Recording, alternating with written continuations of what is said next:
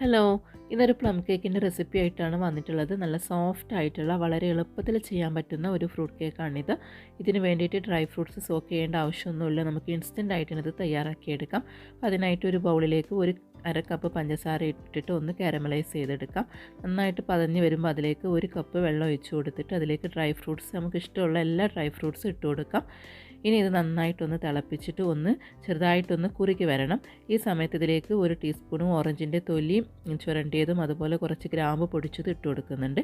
ഇതൊന്ന് ചൂടാറാൻ വേണ്ടിയിട്ട് മാറ്റി വെക്കാം. മറ്റൊരു ബൗളിലേക്ക് ഒരു കപ്പ് മൈദ, ബേക്കിംഗ് പൗഡർ, ബേക്കിംഗ് സോഡ, ഉപ്പിട്ടിട്ട് നന്നായിട്ടൊന്ന് അരിച്ചെടുത്ത് മാറ്റി വെക്കാം.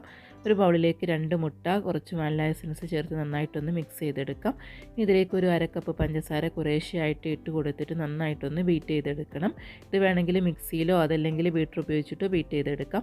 ഇതിലേക്ക് ഒരു അര കപ്പ് ഓയിൽ ഒഴിച്ച് കൊടുത്തിട്ട് വീണ്ടും ഒന്ന് മിക്സ് ചെയ്തെടുക്കുന്നുണ്ട്. നമ്മൾ ചൂടാറാൻ മാറ്റി വെച്ച ഡ്രൈ ഫ്രൂട്ട്സിൻ്റെ കൂട്ടിലേക്ക് ഇത് ഒഴിച്ച് കൊടുത്തിട്ട് നന്നായിട്ടൊന്ന് മിക്സ് ചെയ്തെടുക്കുന്നുണ്ട്. ഇനി ഇതിലേക്ക് അരിച്ചു മാറ്റി വെച്ച മൈദയുടെ കൂട്ട് കുറേശ്ശെയായിട്ട് ഇട്ട് കൊടുക്കാം. ഇനി ഇതിൽ കുറച്ചൊന്ന് ബാക്കി വെക്കണം, നമുക്ക് നട്ട്സൊക്കെ ഇട്ടിട്ട് ഒന്ന് മിക്സ് ചെയ്തെടുക്കാൻ വേണ്ടിയിട്ടാണ്. എന്നിട്ട് നന്നായിട്ടൊന്ന് മിക്സ് ചെയ്തെടുക്കാം.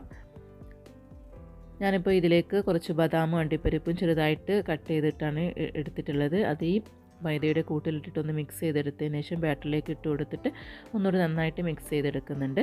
ഇനി ഇതിലേക്ക് ഒരു ടീസ്പൂൺ കൂടെ ഓറഞ്ചിൻ്റെ തൊലി ചുരണ്ടിയതും കുറച്ച് ഗ്രാമ്പ് പൊടിച്ചത് ഇട്ട് കൊടുത്താൽ നമ്മുടെ ബാറ്റർ ഇപ്പോൾ ഇവിടെ റെഡി ആയിട്ടുണ്ട്. ഇനി ഗ്രീസ് ചെയ്ത ഒരു കേക്കിൻ്റെ മോഡിലേക്ക് തൊഴിച്ച് കൊടുക്കാം. ഇതിൻ്റെ മുകളിലായിട്ട് നമുക്ക് ഇഷ്ടമുള്ള നട്ട്സൊക്കെ ഒന്ന് ഇട്ട് കൊടുക്കാം.